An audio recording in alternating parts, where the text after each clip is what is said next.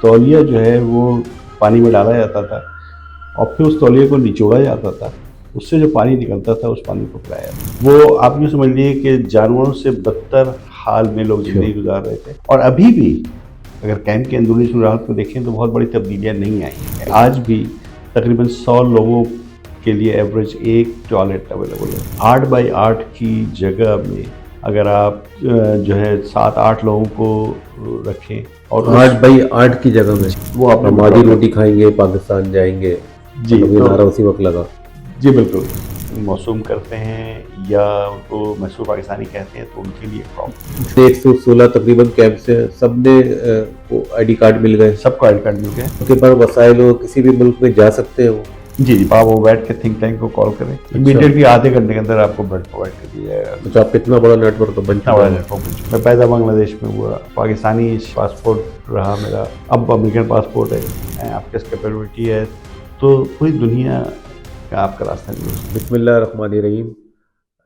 میں ہوں سید عامر اشرف، جسارت ڈیجیٹل میں ایک نئے موضوع کے ساتھ آپ کے ساتھ موجود ہوں۔ آج ہم ایک ایسے موضوع پر گفتگو کرنے جا رہے ہیں جس پر گفتگو ذرا مشکل ہے۔ یہ موضوع ہے بنگلہ دیش میں بہاری کیمپس اور بہاریوں کی صورتحال۔ اس موضوع پر گفتگو کرنے کے لیے ہمارے ساتھ انوار خان صاحب موجود ہیں۔ انوار خان صاحب آربٹ ہیلپرز کے نام سے دنیا بھر میں پہچانے جاتے ہیں۔ بنگلہ دیش میں ان کی فلاحی تنظیم ہے، ان کیمپس میں رہنے والوں کی تعلیم، صحت اور ان کے روزگار کے لیے بہت زیادہ کام کر رہی ہے۔ 2 دہائیوں سے وہ اس میں سرگرم ہے۔ آج ہم بنگلہ دیش کی تازہ ترین صورتحال جانیں گے، بہاریوں کی تازہ ترین صورتحال جانیں گے کہ وہ کس صورتحال سے دوچار ہیں اور ماضی کے مقابلے میں ان کی زندگی میں کیا تبدیلی آ چکی ہے، اور اب وہ نئی امید اور نئی لگن کے ساتھ بنگلہ دیش میں کس طرح رہنا چاہتے ہیں۔ انوار خان صاحب، بہت شکریہ آپ کا، جسارت ڈیجیٹل کی اسٹوڈیو میں تشریف لائے۔ ہم بنگلہ دیش میں بہاریوں کی صورتحال اور جو بیتی ہے اس پر آج آپ سے تفصیلی گفتگو کریں گے، اور موجودہ صورتحال ان کی کیا، اس پہ بھی ہم بات کریں گے۔ لیکن اس سے پہلے ہم صرف آپ کے بارے میں یہ جاننا چاہیں گے کہ آپ کا پس منظر کیا ہے، اور آپ کا تعلق کہاں سے تھا، بہار سے کہاں سے تعلق تھا، بنگلہ دیش میں کہاں آپ رہے، اور آج کل آپ امریکہ میں ہیں، ذرا اپنے بارے میں بتائیے۔ السلام علیکم عامر صاحب، بہت شکریہ۔ یہ میرے لیے ایک آنر ہے کہ آپ کے اسٹوڈیو میں آیا اور اس موضوع میں بات کر رہا ہوں۔ میرا تعلق جو ہے انڈیا سے ہے، اور ہمارے والد کا تعلق اعظم گڑھ یو پی سے ہے، ایسٹرن یو پی سے، اور ہمارے والد علی گڑھ میں پڑھتے تھے، اور جب پاکستان بنا تو ان لوگوں نے پاکستان کے لیے آپٹ کیا تھا، تو ان کو جو ہے بنگلہ دیش یعنی مشرقی پاکستان بھیج دیا گیا تھا، اچھا، اور میں وہیں پیدا ہوا، وہیں پلا بڑا۔ اور مشرقی پاکستان کا ایک ناردن شہر ہے رنگپور۔ رنگپور جو ہے میرا مین شہر تھا، میں نے ہائی اسکول وہیں سے کیا، اور 71 میں جب بنگلہ دیش بن گیا تو ہم لوگ وہیں تھے۔ میری فیملی بھی کیمپوں میں رہی ہے، اور میرے والدہ کو گولی بھی لگی تھی، وہ سروائیو کر گئی۔ اچھا، اور کیمپوں میں میری فیملی زیادہ دن نہیں رہی، ہمارے عزیز تھے کچھ، ان کو کیمپ سے باہر لے آئے تھے۔ اس کے بعد آپ کے پاس وسائل اور موجود تھے تو آپ وہاں کیمپ سے باہر آ گئے، یا جی عزیز کی صورت میں ہی صحیح؟ جی بالکل۔ تو چونکہ ہمارے کچھ عزیز تھے جو باہر رہتے تھے، پھر وہ ہماری فیملی کو کیمپ سے باہر لے کے آ گئے۔ 73 میں میں کراچی آ گیا، اور یہاں سے میں نے انٹر کیا، پھر اس کے بعد انجینئرنگ یونیورسٹی سے میں نے انجینئرنگ کی میکینیکل میں۔ اس کے بعد کچھ عرصے میں یہاں رہا، ارلی 90s میں 93 میں پوری فیملی کے ساتھ امریکہ چلا گیا۔ صحیح۔ اس کے بعد پھر جو ہے وہاں پہ کچھ عرصے میں نے جنرل موٹرز جوائن کر لی، اس سے پہلے جیپنیز آرگنائزیشن میں کام کرتا رہا، ٹھیک۔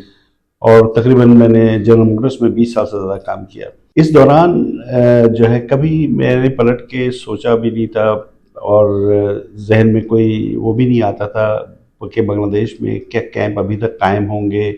میں اپنی طرف سوچتا تھا کہ جس طرح میری زندگی بدل گئی ہے شاید سارے لوگ इस तरह से बेहतर सूरत हाल सारे लोग कैंप से बाहर आ गए होंगे और कैंप कोई से ना बाहर कोई उनको ले गया होगा। जी सूरत हाल अच्छा, हम इस पे इस पे आएंगे, थोड़ी सी बात इस पे करेंगे। मैं अभी थोड़ा सा दोबारा कैंप के अंदर जाना चाहूंगा। जी जी बिल्कुल। आप मुझे उस वक्त की आपकी यादों में क्या है, कैंप में क्या माहौल था उस वक्त की बात करो जब आप कैंप में मौजूद थे, आपकी यादों में क्या है? अच्छा इत्तेफाक ऐसा था कि कैंप में मेरी पूरी फैमिली थी कि मैं इस वक्त दूसरे शहर में था, अच्छा। लेकिन कैंप की सूरत हाल को थोड़ा सा मैं आप ज़रूर बताता चलूँ। जो फैमिली से मुझे मिली थी वो ये थी कि इवन पानी पीने के लिए भी जो बारिश का पानी जो नालों में आता था, तो मुझे अभी भी याद है कि मेरा भांजा जो है जी। वो मेरे ख्याल में कुछ महीनों का था, तो उसको पानी पिलाने के लिए तौलिया जो है वो उस पानी में डाला जाता था और फिर उस तौलिए को निचोड़ा जाता था, उससे जो पानी निकलता था उस पानी को पिलाया जाता था। और खाने वाने का कोई मुनासिब इंतज़ाम बिल्कुल ही नहीं था, ना अच्छा। रहाइश का बहुत मुनासिब इंतज़ाम था। यानी वो सूरत हाल, उस कैंप की सूरत हाल जो थी वो आप यूँ समझ लीजिए कि जानवरों से बदतर हाल में लोग ज़िंदगी गुजार रहे थे। और अभी भी अगर कैंप के अंदरूनी सूरत को देखें तो बहुत बड़ी तब्दीलियाँ नहीं आई हैं कैंप में। और जहाँ तक दूसरे सहूलियात का ताल्लुक़ है, उस वक्त भी और आज भी बाथरूम, टॉयलेट्स, पीने का साफ पानी, रहाइश, हर चीज़ एक बहुत ही तकलीफ़दा सूरत हाल का सामना था। और इस वक्त भी आज भी तकरीबन 100 लोगों के लिए एवरेज एक टॉयलेट अवेलेबल है। लोगों की लंबी लाइन लगती है बाथरूम जाने के लिए। आप किस तरह फिर इस तरफ आए, मतलब कि आपने ये सोचा कि उन कैंप्स के लोगों के लिए काम करना चाहिए, उनकी मुश्किलात कम करनी चाहिए। आप ज़ाहिर है कराची आ गए और उसके बाद फिर अंबिका चले गए और वहीं का रोकर रह गए, ज़ाहिर है आपकी अपनी एक दुनिया शुरू हो गई थी। आपको कैसे ख्याल आया? जी बिल्कुल। ये एक ऐसी चीज़ है कि जो ये समझ लें कि मेरी ज़िंदगी में एक तब्दीली वाक़या हुई, और ये तब्दीली जो है वो 2004 में आई। 2004 में आपने शायद Islamic society of north America का नाम सुना होगा, जी। इस्ना का। जी। तो इस्ना में एक आर्टिकल पब्लिश होने के लिए आया, और मेरी मेरी वाइफ जो है उस वक्त इस्ना में काम करती थी। अच्छा। और हमारी रहाइश भी इस्ना का जो हेड ऑफिस था इंडियाना में, उससे बहुत करीब थे, हम लोग रहते थे।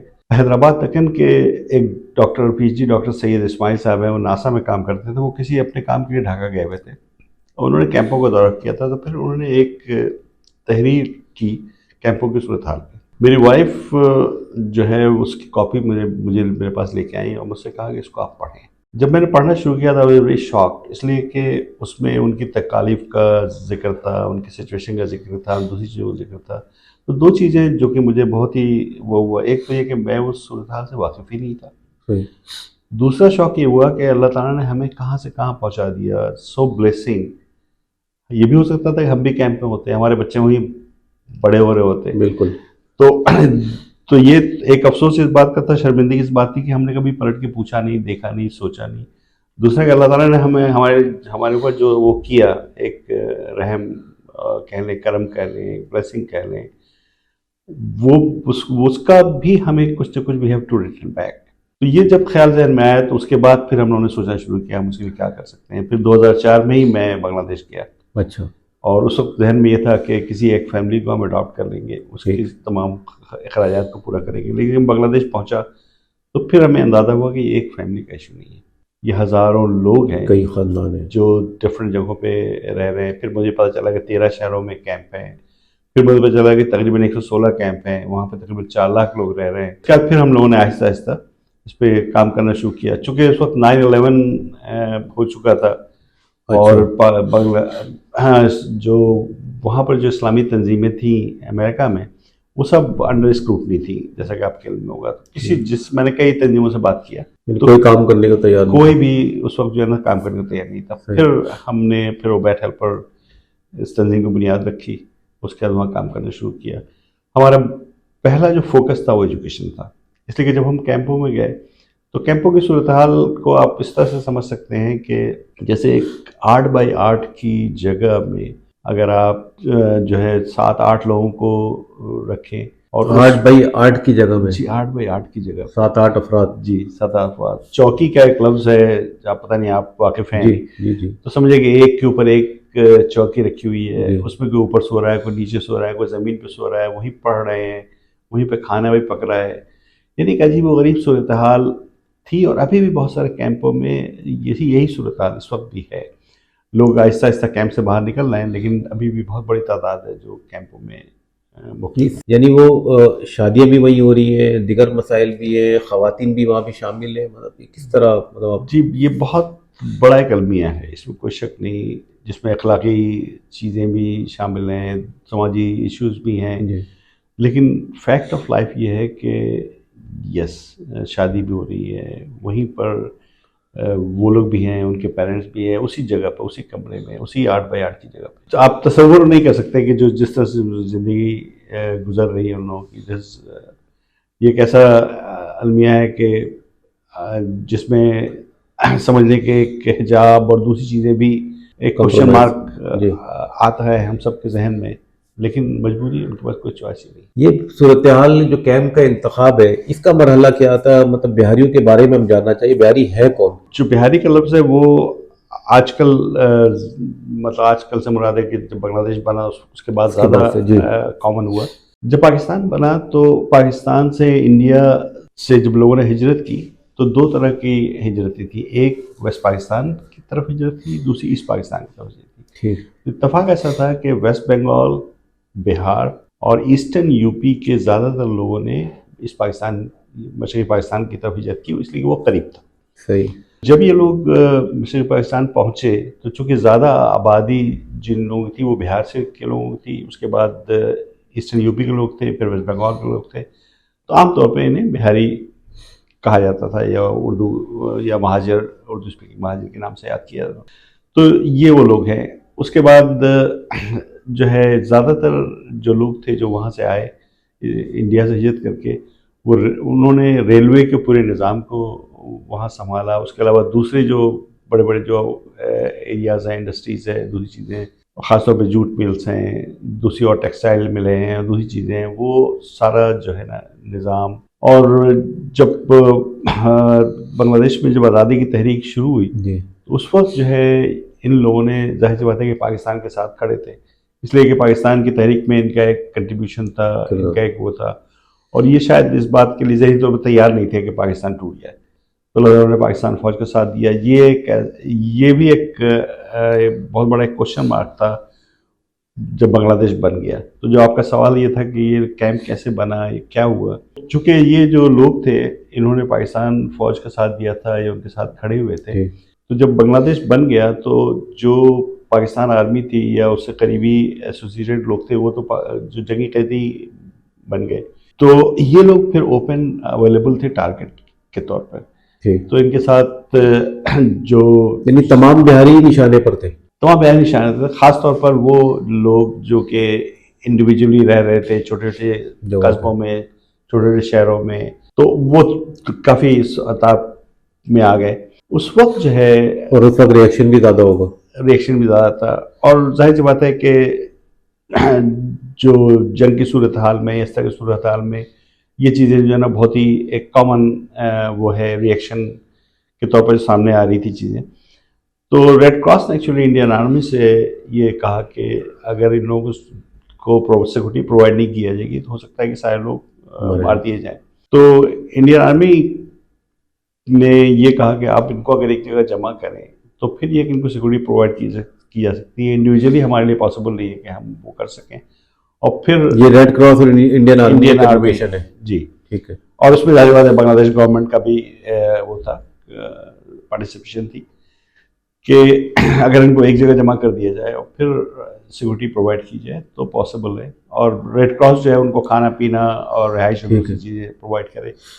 इस तरह से ये कैंप वजूद में है। अच्छा, वहीं पे ये बात उनको चॉइस दी गई कि आप इनमें से जो इंडिया जाना चाहे इंडिया चले जाएं, पाकिस्तान जाना चाहे पाकिस्तान, और बांग्लादेश में रहना चाहे बांग्लादेश में, ये नहीं, ये चॉइस ऑप्शन इंडिया की आया? नहीं थी उसमें। तो जब ये हुआ कि जब ये कैंप सारे बनाए जाने लगे और उसमें फिर लोगों को मूव किया गया, जो खासतौर पर ऐसे लोग हाँ, जो बहुत ही वनरेबल स्टेट्स में थे, जगहों पे थे, ठीक, उन सबको मूव किया गया। उसके बाद रेड क्रॉस ने एक फॉर्म दिया सबको। उस फॉर्म में ये था कि दो चॉइस थी आपके, इंडिया की चॉइस उसमें नहीं थी कि आप पाकिस्तान जाना चाहते हैं या बांग्लादेश में। तो वहाँ की सूरत हाल ऐसी थी उस वक्त की कि तकरीबन तमाम लोगों ने पाकिस्तान के लिए ऑप्ट किया। ठीक है। तो जैसे ही आपने पाकिस्तान के लिए ऑप्ट किया, ऑटोमेटिकली आपकी बांग्लादेश की शहरियत जो है वो आपने हमारी रोटी खाएंगे पाकिस्तान जाएंगे, जी, मतलब ये तो नारा उसी वक्त लगा। जी बिल्कुल। तो पाकिस्तान के लिए ऑप्ट किया आपने, बांग्लादेश की शहरियत ऑटोमेटिकली जो है ना वो ख़त्म हो गई आपकी। ठीक है। उसके बाद उसमें डिफरेंट और भी क्वेश्चन थे, डिफरेंट और चीज़ें थी।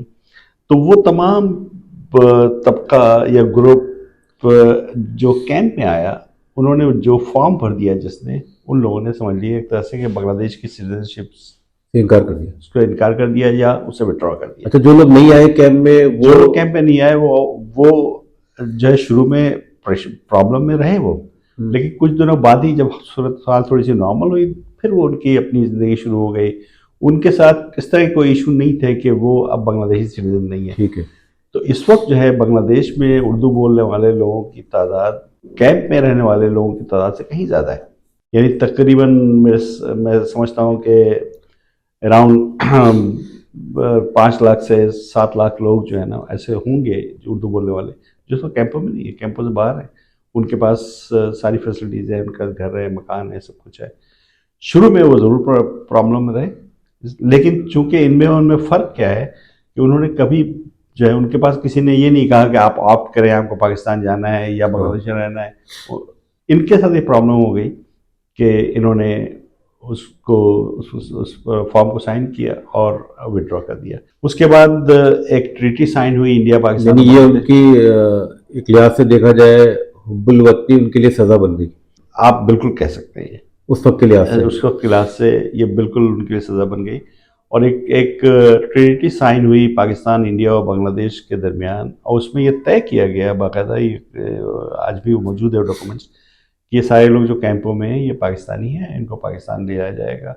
उसके बाद फिर एक रिपेट्रिएशन का सिलसिला शुरू हुआ और तकरीबन 1 लाख का और 1 लाख मेरे ख्याल में 20,000 के करीब लोग आए भी पाकिस्तान उन कैंपों से पाकिस्तान आए, डिफरेंट जगहों पे सेटल हुए। बदकिस्मती ये रही कि डिफरेंट रीजंस की वजह से, पॉलिटिकल रीजंस या दूसरे रीजंस की वजह से एक वक्त ऐसा आया कि फिर हम लोगों ने उनको लाना बंद कर दिया। पहली दफ़ा 1973 में मेरे ख्याल से शुरू 1973 में हुआ जी। फिर एक दौर में नवाज शरीफ के दौर में भी शायद मुस्लिम लीग के दौर में 100, 200, 300 कुछ इस तरह डिफरेंट एतवार में आए। और एक ज़माना था जब गुलाम हैदर वाइन वहाँ थे, पंजाब में जाम साकी यहाँ थे, उस दौरान भी काफ़ी लोग आए, पंजाब में भी सेटल हुए, औरंगी टाउन में सेटल हुए।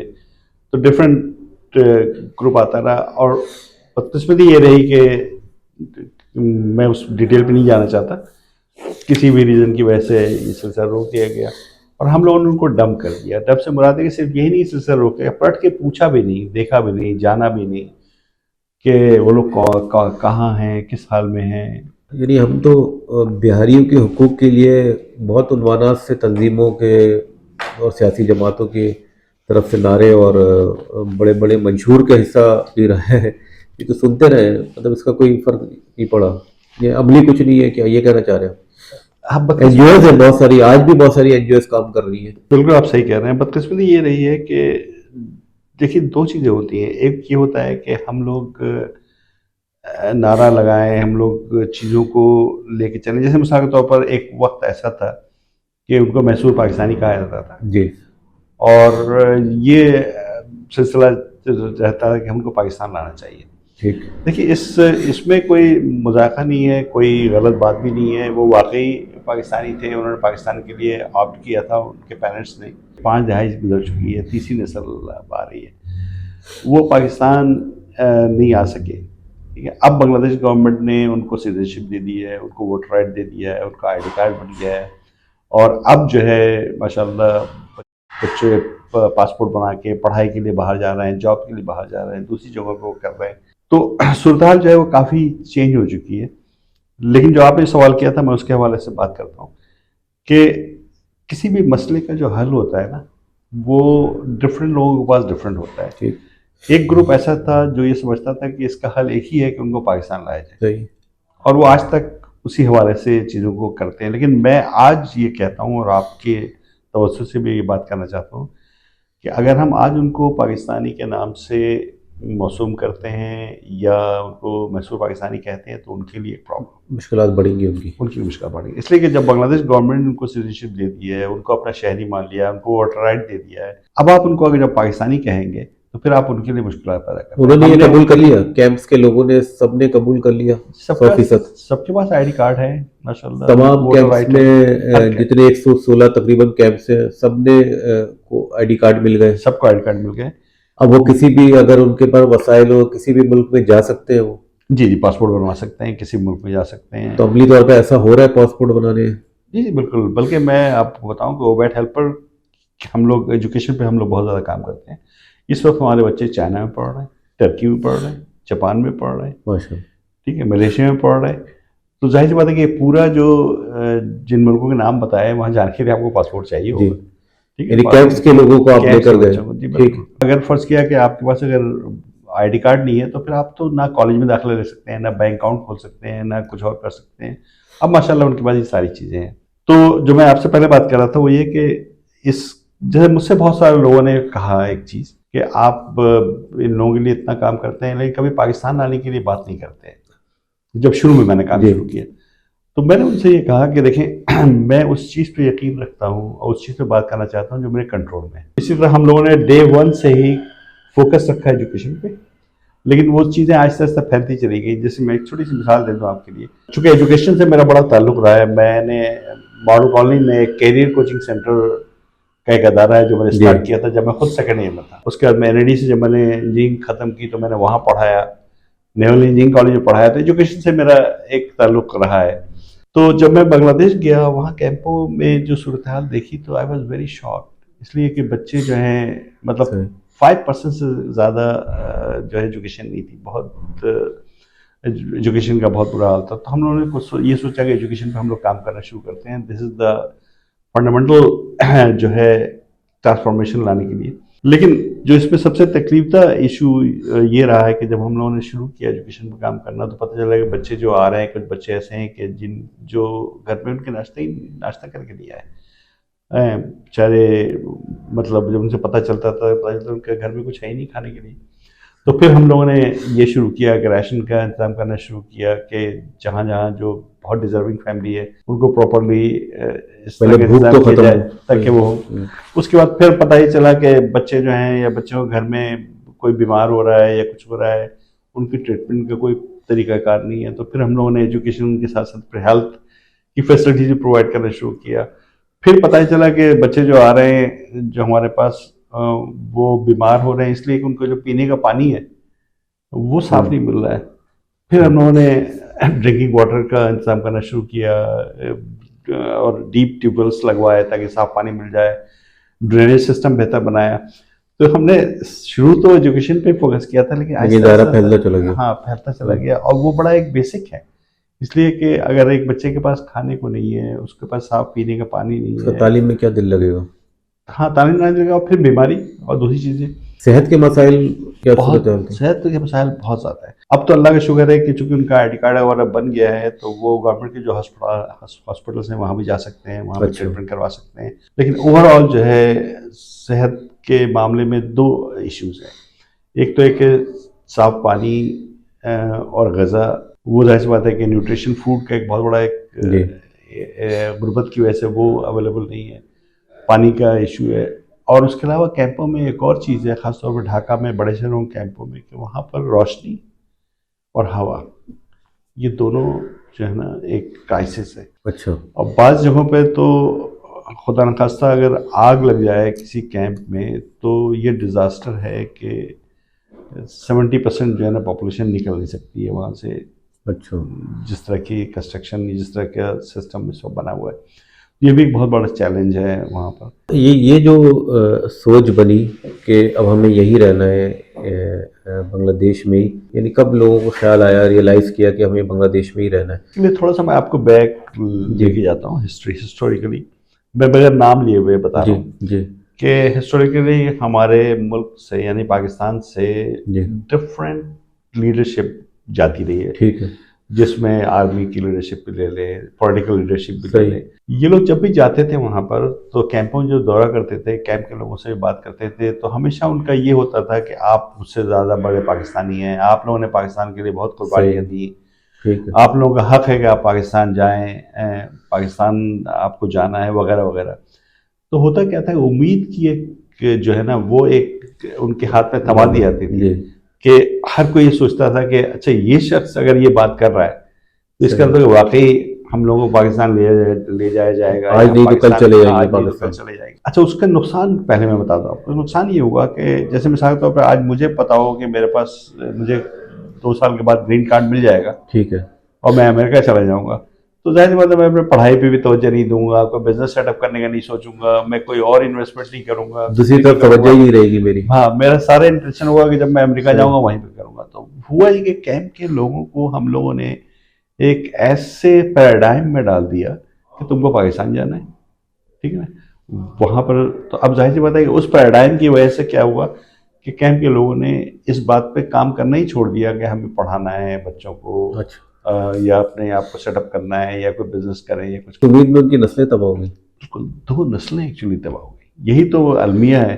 جب ہم لوگوں نے وہاں کام کرنا شروع کیا تو ہم لوگوں نے سب سے پہلا یہی میسج دیا ان لوگوں کو کہ ارریسپیکٹو کہ آپ کہیں بھی جائیں، ہم نے یہ نہیں کہا کہ آپ پاکستان جائیں یا نہیں جائیں، ٹھیک ہے. ہم نے ان کو یہ میسج دیا کہ آپ کہیں بھی جائیں ملک آپ، لیکن آپ کا اگر ایجوکیشن نہیں ہے، آپ کے اگر اسکل نہیں ہے، آپ کے پاس اگر دوسری کوالیفیکیشن نہیں ہے تو آپ اس ملک کے لیے ایک بوجھ ہی بن سکتے ہیں. ٹھیک ہے. لہٰذا اپنے آپ کو اگر آپ امپروو کریں تو پھر آپ چاہے اس ملک میں رہیں یا دنیا کے کسی بھی ملک میں رہیں، یو کین سروائیو. تو ہوا یہ کہ تقریباً یہ سمجھ لیجیے کہ 40 سال کے بعد اچھا. پھر جو وہاں کی جو نوجوان نسل ہے ان لوگوں نے بھی سوچنا شروع کیا اس بات پہ، اور اس پہ ان کے جو پیرنٹس تھے اس سے ایک مخالفت بھی ہوئی. یعنی جو اولڈ ایج کے لوگ تھے، اچھا وہ تیار نہیں تھے اس وقت. وہ پھر بھی اس امید پہ تھے کہ نہیں راستہ کھلے گا اور ہم پاکستان ضرور جائیں گے وغیرہ وغیرہ. لیکن جو نئی نسل تھی اس کو ایک کوشچن مارک تھا. صحیح. اس کا یہ کہنا تھا کہ ہم لوگ آپ لوگوں کی وجہ سے ہم لوگوں کو کیمپوں میں رہنا پڑ رہا ہے، اور ہمارے پاس نہ آئی ڈی کارڈ ہے، نہ ہمارے پاس شہریت ہے، نہ ہمارے پاس ووٹر رائٹ ہے، اور ہم لوگ ایک صرف سیکنڈ کلاس ہی نہیں، ایک اسٹیٹ لیس کنڈیشن میں ہیں. بالکل.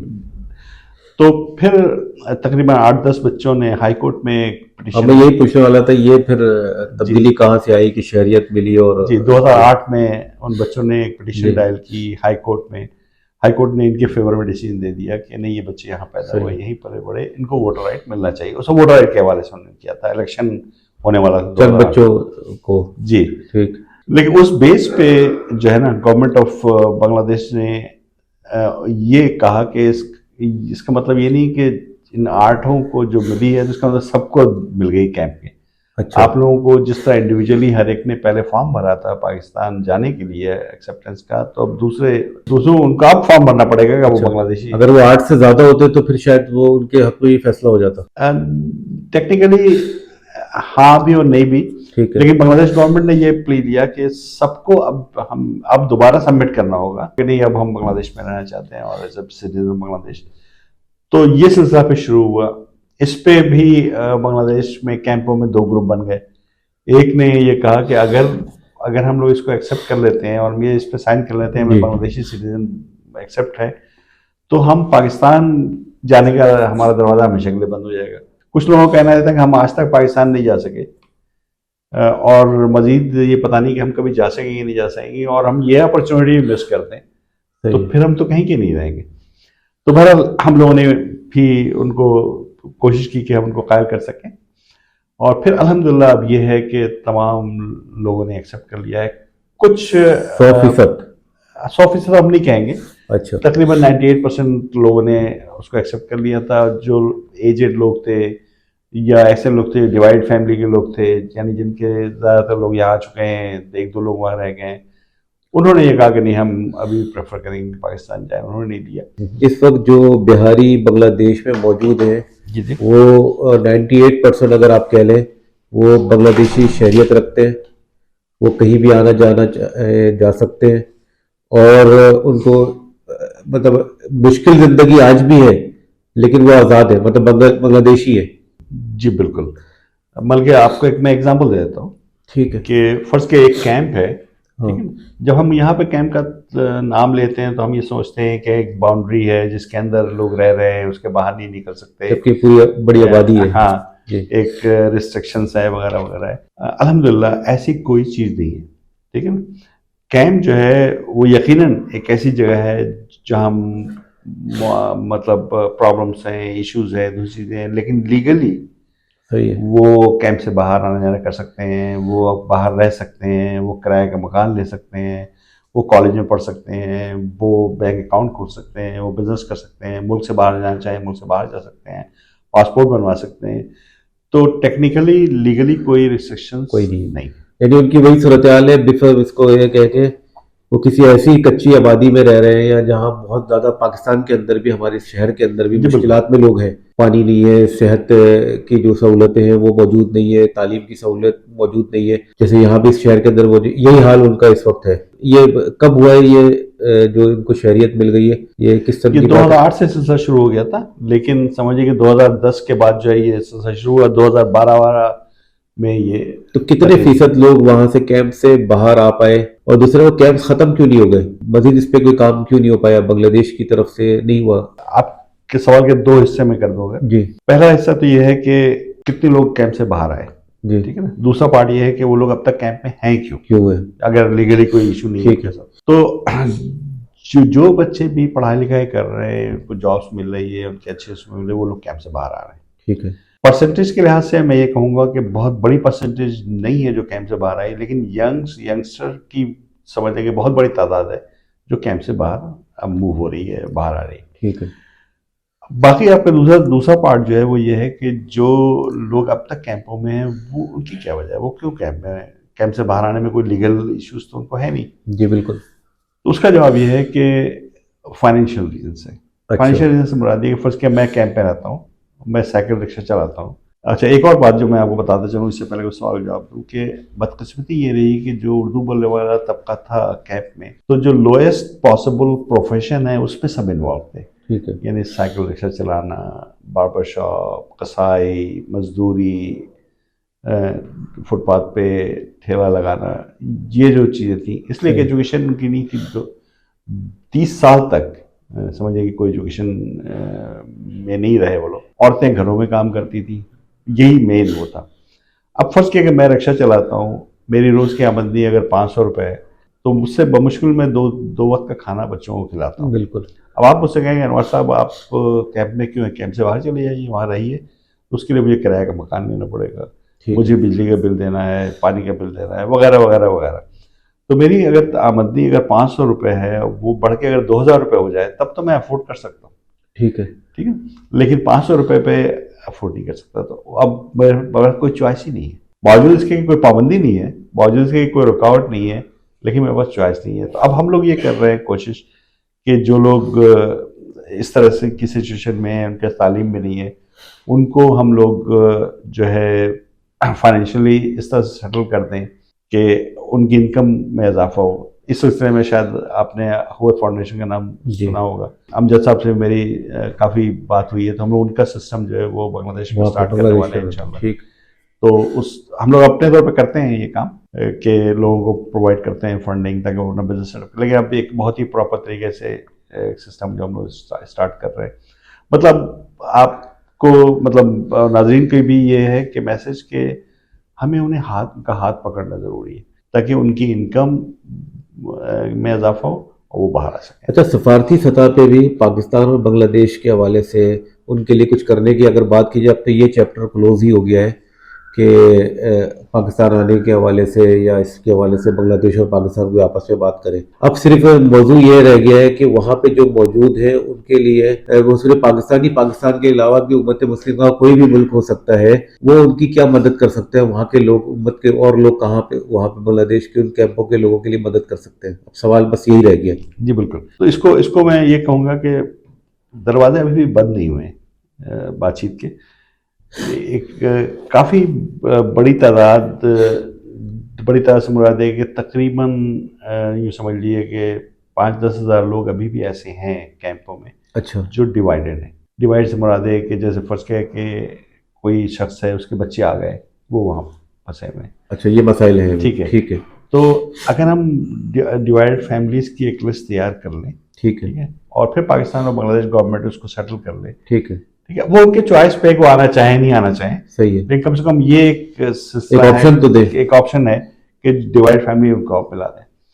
دوسرا وہ یہ کہ ان کے سیٹلمنٹ پہ بات کرنا چاہیے. ظاہر بات ہے بنگلہ دیش بھی ایک غریب ملک ہے, اور اس کے بنگلہ دیش کی ایک بہت بڑی جو آبادی ہے وہ بھی کرائسس میں ہے، بہت ہی اس میں برے حال میں رہ رہی ہے.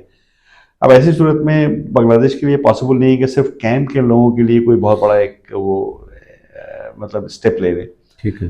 تو پاکستان کو یا دوسرے جو ممالک ہیں ان کو بنگلہ دیش کو ہیلپ کرنا چاہیے. صحیح ہے. بنگلہ دیش سے یہ کہنا چاہیے کہ اس آبادی کو سیٹل کرنے کے لیے یا کیمپ ختم کرنے کے لیے آپ کو کیا ہیلپ چاہیے. اب ظاہر سی بات ہے ہیلپ صرف یہی نہیں کہ آپ کنسٹرکشن کر کے مکان بنوا دیں اور ان کو شفٹ کر دیں. ہیلپ یہ ہے کہ مثال طور پر آپ جہاں بھی ان کو شفٹ کریں روزگار کا کیا مواقع ہیں، تعلیم کے کیا مواقع ہیں، یہ تمام چیزیں. تو کافی ایک بڑا ایک پروگرام کی ضرورت ہے. اس میں چاہیے کہ جو بڑے ممالک ہیں. اور یہ کام صرف 3.5-4 لاکھ لوگوں کے لیے کرنا ہے. ایگزیکٹلی. اور یہ اچھا اس میں تو یہ بھی ہو سکتا ہے کہ ان میں سے بعض ممالک ہیں اسلامی جو ممالک ہیں وہاں کی شہریت مل سکتی ہے انہیں، مطلب اب تو پاسپورٹ بن گیا ہے نا، وہ وہاں جانے کے لیے ان کے لیے سہولت پیدا ہو سکتی ہے اور جو وہاں رہے ان کے لیے وہاں کے لیے انتظامات ہو سکتے ہیں. ابھی اگر میں یہ پوچھوں کہ وہاں پہ خواتین اور بچوں کے ابھی کیا صورتحال ہے ان کیمپ پہ رہنے والوں کی، تھوڑا سا آپ نے ذکر بھی کیا کہ اس وقت کس کیفیت میں ہوں. ایک تو جنیوا کیمپ ہے جو مشہور ہے، باقی کیمپوں کے تو شاید لوگ نام سے بھی واقف نہیں ہے. کچھ نام اگر آپ بتانا چاہیں. جیسے کہ میں نے آپ کو تھوڑی دیر پہلے بتایا 113 کیمپ ہے، لیکن آدم جی نگر کا کیمپ ہے، میرپور کے کیمپ ہے، لیکن جنیوا کیمپ جو ہے وہ سب سے بڑا کیمپ ہے. وہاں تقریباً 40,000 لوگ رہتے ہیں. خواتین اور بچوں کے جو بارے میں آپ نے بات کیا تو خواتین سب سے بڑا جو کریٹیکل المیہ ہے وہ خواتین کا ہے، بچیوں کا ہے. اب آپ تھوڑی دیر کے لیے میں ایک منظر پیش کرتا ہوں آپ کو کہ ہمارے ہاں جو بہت سارے کیمپ ہیں، زیادہ تر کیمپ ہیں، اس میں جو باتھ رومز ہیں وہ باہر ہیں. باہر سے مراد ہے کہ گھر کے اندر ظاہر بات ہے کہ 8x8 کے اس میں باتھ روم کی کوئی گنجائش ہے نہیں. بالکل. تو کامن باتھ روم بنایا جاتا ہے. ایک بچی رات کے 3 بجے اس کو باتھ روم جانا ہے، اس کو واک کرنا پڑے گا تقریباً 100-200 فٹ 250 فٹ جتنی دور باتھ روم ہے. اب آپ تصور کریں کہ وہ بچی اکیلے نہیں جانا چاہے گی. اب اس کے گھر میں اگر اس کے والدین بوڑھے ہیں، بیمار ہیں، ان کو وہ پک نہیں کر سکتی. اب اس کے لیے ضروری ہے کہ وہ کسی اور کا دروازہ کھٹکھٹائے، کسی اور کو ساتھ لے کے جائے، اس لیے اس کو خوف بھی ہے کہ اکیلے جانا رات میں. دوسری جو المیہ ہے وہ یہ ہے کہ فرض کیا کہ ہماری بچیاں ماشاءاللہ بہت اسمارٹ ہیں، پڑھائی میں بھی، دوسری چیزوں میں بھی. اب ان کے جب رشتے اب آتے ہیں یا کہیں شادی بیاہ کی بات چلتی ہے تو اب آپ تھوڑی دیر کے تصور کریں کہ وہ جو لڑکے والی فیملی ہے وہ جب کیمپ میں آئے گی اور وہ دیکھے گی لوگوں کا رہن سہن، دوسری چیزیں، تو وہ بھی ایک بہت بڑا ایک چیلنج ہے کہ بہت سارے رشتے اس لیے ختم ہو جاتے ہیں کہ وہ بچیاں جہاں رہتی ہیں وہ پورا صورتحال مطلب ایسی ہے کہ لڑکے والے جو ہے نا پھر اس پہ تیار نہیں ہوتے. اچھا، ہم لوگ کا جو اس وقت جو سب سے بڑا چیلنج ہے وہ یہ ہے کہ ہم لوگ کس طرح برج کریں. یعنی جو اردو بولنے والے جو کمیونٹی ہے ان کے بچوں کو اور جو ہوسٹ کمیونٹی ہے لوکل کمیونٹی کے بچوں کو کیسے برج کیا جائے. اس لیے کہ ابھی جو بچے جو کیمپوں میں ہیں ان کی دوستیاں بھی انہی کیمپ کے بچوں کے ساتھ ہے، ان کی پڑھائی لکھائی بھی ویسے ہی ہے، سب کچھ وہ ہے. تو وہ پھر ہم لوگ برج کر رہے ہیں کہ آپ اپنے بچوں کو لوکل اسکولوں میں داخلہ دلوا رہے ہیں. جب بچے ہائی اسکول میں جا رہے ہیں، کالجوں میں جا رہے ہیں تو اس کے لیے ہم ان کو پرووائڈ کر رہے ہیں اسکالرشپ، دوسری چیزیں، تاکہ دوسرے اداروں میں جائیں، دوسری جگہ پڑھائی لکھائی کریں. تو وہ ایک جو ہے سمجھ لیں کہ برجنگ دا گیپ کا ہم لوگ کافی بڑا کام کر رہے ہیں اس وقت. اب آپ دیکھیں جیسے مثال طور پہ رہائش سے لے کر کھانا پینا، رہنا، باتھ روم، ہر چیز ایک ایسا وہ ہے. اب بچے اس میں پل رہے ہیں، بڑھ رہے ہیں، تو ایک ٹراما ہے جس میں ہم لوگ امریکہ سے بلکہ 1-2 ڈاکٹرس ہیں، سائیکیٹرسٹ ہیں، وہ باقاعدہ طور پر بچوں سے بات کر رہے ہوتے ہیں، ان کو گائیڈ کر رہے ہوتے ہیں، ہیلپ کر رہے ہوتے ہیں. ان کی زندگی پہ نفسیاتی اثرات تو پڑ رہے ہوں گے نا. بالکل. سماجی طور پہ تو متاثر ہو رہے ہوں. بالکل متاثر ہو رہے ہیں. لیکن ایک بات میں بتاؤں آپ کو کہ اللہ کا بڑا کرم ہے کہ ہم لوگوں نے جو ہے جب سے کام شروع کیا ہے کہ اتنی زیادہ یہ بچے جو ہے نا ماشاءاللہ مطلب ٹیلنٹڈ ہیں، اتنی کیپیبلٹی ہے ان کے اندر کہ تھوڑا سا بھی موقع جب ان کو ملتا ہے تو they become a shining star. میں بتاؤں آپ کو اس وقت جو ہے ہمارے کیمپ کے بچے جو ہے نا BCS جو ہے وہ بنگلہ دیش سول سروس کا وہ ہوتا ہے.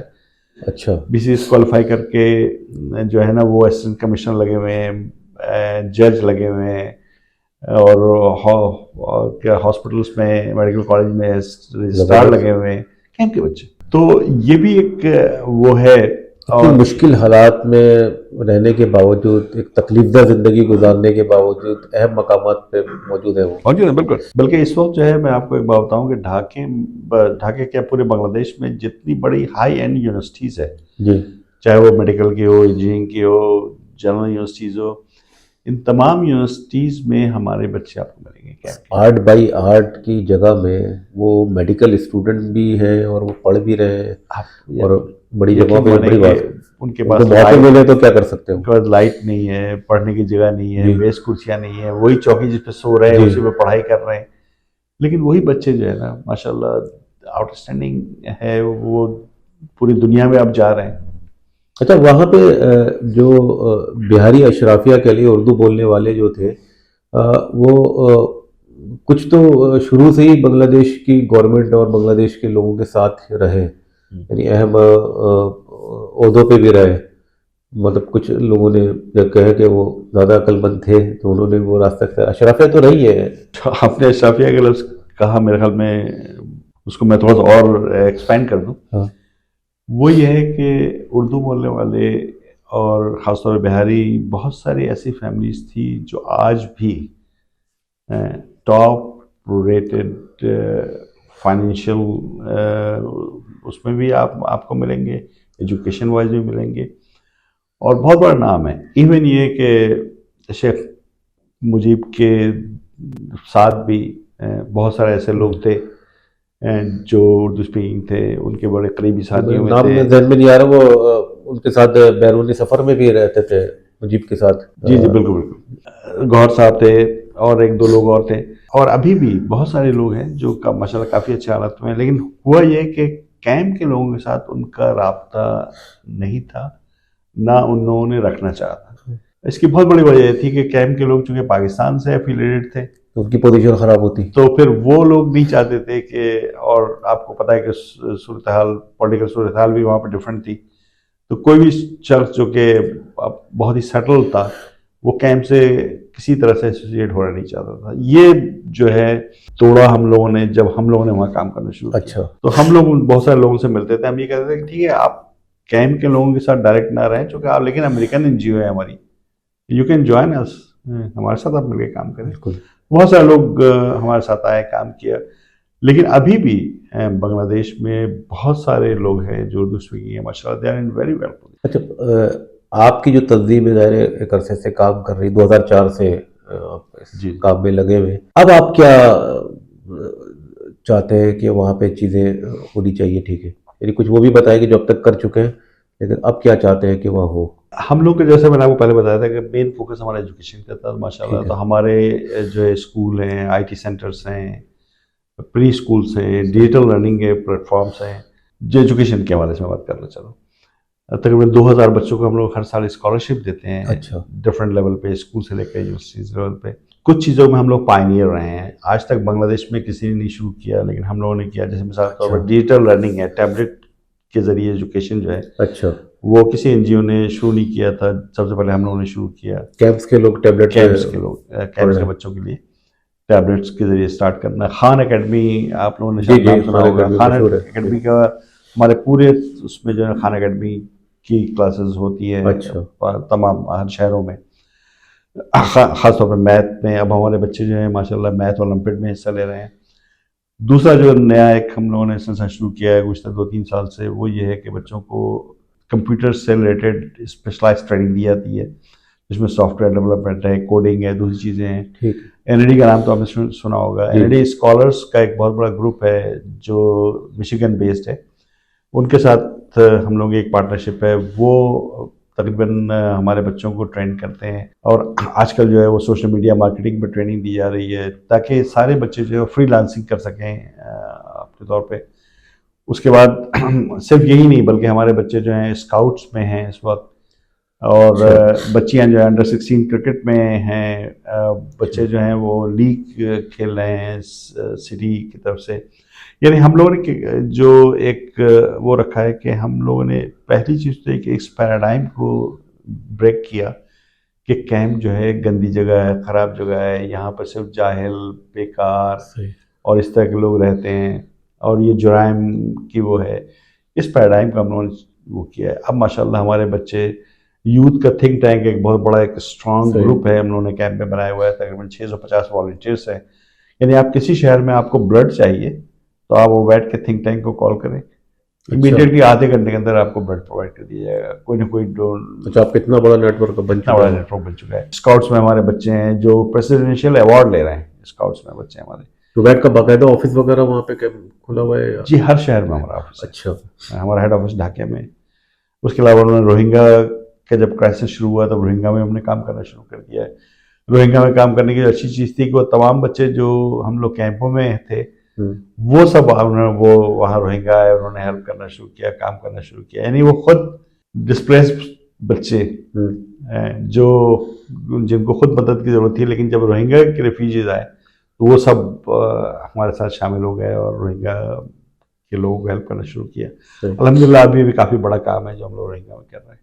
اچھا ایک چیز اور ہے میں سے پوچھوں, بہت سارے بہاری جو آپ کے بنگلہ دیش سے اب یہاں آ چکے ہیں اورنگی ٹاؤن میں یا اور مچھر کالونی میں یا دیگر جگہوں پہ یا پورے شہر میں ہی ہیں, لیکن جیسے اورنگی ٹاؤن جیسی آبادی ہے جو بہت پرانی آبادی ہے اور بہاریوں کے حوالے سے مشہور ہے, وہاں کے لوگوں کے لیے بھی آپ نے بہاریوں کے لیے بھی کوئی کام کیا ہے یا صرف بنگلہ دیش کے کیمپس پہ ہی کام کر رہے ہیں آپ؟ اس لیے وہاں بھی بہت زیادہ بعض ہمارے یہاں اس شہر کے اندر بھی بہت اچھی صورتحال نہیں ہے. آپ نے بالکل صحیح کہا عامر صاحب. بدقسمتی یہ رہی ہے کہ ہمارے ریسورسز تھوڑے سے لمیٹڈ ہے, اور چونکہ بنگلہ دیش میں جو کیمپ ہے وہاں پر بہت کم لوگ کام کرتے ہیں. صحیح. اور ہماری جو آرگنائزیشن ہے دس از دا لارجسٹ آرگنائزیشن جو کیمپوں میں کام کرتی ہے. ٹھیک ہے. اور میں نام نہیں لینا چاہوں گا لیکن پاکستان کی بڑی بڑی جو فلائی تنظیمیں ہیں, امریکہ کی فلائی تنظیمیں ہیں, سب کے آفیسز ہیں وہاں پہ, لیکن کیمپوں میں جو ہے نا بہت کم لوگ کام کرتے ہیں. اچھا جہاں تک پاکستان کا تعلق ہے, پاکستان میں ماشاءاللہ بہت سارے این جی اوز ہیں, بہت سارے ادارے ہیں, وہ لوگ کام کر سکتے ہیں. لیکن مجھے ریکویسٹ ملی ہے, کل بھی میں ایک میٹنگ میں تھا, وہاں بہت سارے لوگوں نے اورنگی ٹاؤن کے ایشوز پہ ڈسکس کیا, لیکن پھر بھی میں سمجھوں گا کہ کچھ چیزیں ہیں جو کہ اللہ کا شکر ہے کہ چیزیں ڈیولپ ہو رہی ہیں. جیسے ہنر فاؤنڈیشن نے اپنا ایک کیا ہے, میں ہنر فاؤنڈیشن کے فاؤنڈر سے ملا تو عدنان اصغر صاحب تھے, ان سے میری میٹنگ تھی, ایک دو لوگوں سے اور سے میٹنگ تھی. تو چیزیں جو ہے نا اب اورنگی ٹاؤن میں بھی بہتر ہے, لیکن وہاں بھی کافی کام کرنے کی ضرورت ہے. بالکل. اور ایک جو بہت بڑا ایریا جس کو میں سمجھتا ہوں کہ ہمیں کام کرنا چاہیے پاکستان میں بھی, بنگلہ دیش میں ہم لوگ کر رہے ہیں, یوتھ لیڈرشپ کی ہے. ہمیں اپنی یوتھ لیڈرشپ کو آگے لانا چاہیے. اورنگی ٹاؤن میں لٹریسی ریٹ سب سے 100% رہا ہے وہاں پہ. جی بالکل. اور ماشاءاللہ اورنگی ٹاؤن کے جو بچے ہیں وہ بھی بہت اسمارٹ ہے پڑھائی لکھائی میں. شروع میں آپ کو سن کے حیرت ہوگی کہ جب اس پاکستان سے بچے آئے تو ساری پوزیشنز جو ہے نا وہ انہیں کے بچوں کی ہوا کرتی تھی. جیسے ہم لوگ لائن سے, جیسے میں ہوں ون آف دیم, مطلب انجینئرنگ اور میڈیکل, یہ دو ہی ایسا ایریا تھا جہاں پر ہم لوگ جا رہے تھے. اس میں کوئی شک نہیں کہ بہت ٹیلنٹڈ ہے, بہت وہ ہے, لیکن اگر ہم لوگ ان کو چھوڑ دیں گے تو پھر ایسا نہ ہو کہ یہ گم ہو جائیں. آخر میں بس میں یہی پوچھنا چاہوں گا کہ آپ کی اور میری گفتگو اگر وہاں بنگلہ دیش میں کیمپ میں کوئی اگر یہ سن رہا ہو اور سنے تو آپ ان کے لیے کیا پیغام دینا چاہیں گے؟ کیمپ کے لوگوں کے لیے, جیسے کہ میں پہلے بھی ہمیشہ جب کیمپ میں بچے, خاص طور پہ جب یوتھ سے بات کرتا ہوں, بچوں سے بات کرتا ہوں, تو میں ان سے یہی کہتا ہوں کہ امید کی جو ایک کرن ہے جو جاگی ہے اس کو کنٹینیو رکھیں. اپنے آپ کو تعلیم سے آراستہ کریں, ہنر سے آراستہ کریں. جغرافیائی حدود جو ہے نا وہ آپ کے لیے لمیٹیشن نہیں ہے. یعنی ہم لوگ یہ سمجھتے, جیسے میں آج امریکہ کا سٹیزن ہوں, جی میں پیدا بنگلہ دیش میں ہوا, پاکستانی پاسپورٹ رہا میرا, اب امریکن پاسپورٹ ہے. تو اگر آپ کے پاس ایجوکیشن ہے, آپ کے پاس اسکل ہے, آپ کے پاس کیپیبلٹی ہے, تو پوری دنیا کا آپ کا راستہ نہیں روک سکتی. تو میں کیمپ کے لوگوں کو, خاص طور پر یوتھ کو, میں یہی پیغام دینا چاہتا ہوں کہ you have to move forward, اور وقت جو ہے آپ کو انشاءاللہ آگے لے کے جائے گا. اور آپ جو ہے نہ صرف یہ کہ ابھی ایک بہت ہی اسمارٹ, کیپیبل اور مطلب یہ سمجھیں کہ ذہین وہ ہیں, گروپ ہے ہمارا, اور انشاءاللہ فیوچر میں you will make a difference.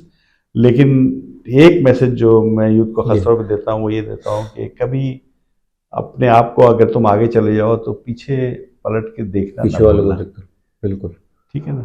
اب خود جو ہے اگر تم آگے بڑھ جاؤ تو دوسروں کا ہاتھ پکڑو، ان کو بھی آگے لے کے چلو. اس طرح اگر ہم سب ایک دوسروں کا ہاتھ پکڑ کے آگے لے کے جانا شروع کریں گے تو ایک وقت ایسا آئے گا کہ کیمپ بھی نہیں رہے گا اور کوئی غربت بھی نہیں رہے گی، پریشانی بھی نہیں رہے گی، اور ہر کوئی ایک ڈگنیٹی اور پرائڈ کی زندگی گزار رہا ہوگا. سلمان خان صاحب بہت شکریہ آپ کا. آپ نے بنگلہ دیش میں بہاریوں کی جو صورتحال ہے، کیمپس میں رہنے والوں کی صورتحال ہے، نہ صرف ان سے پاکستانیوں کو آگاہ کیا اور وہ صورتحال بتائی جو آج جو سننے اور جاننے والے دیکھیں بہت مختلف صورتحال ہے.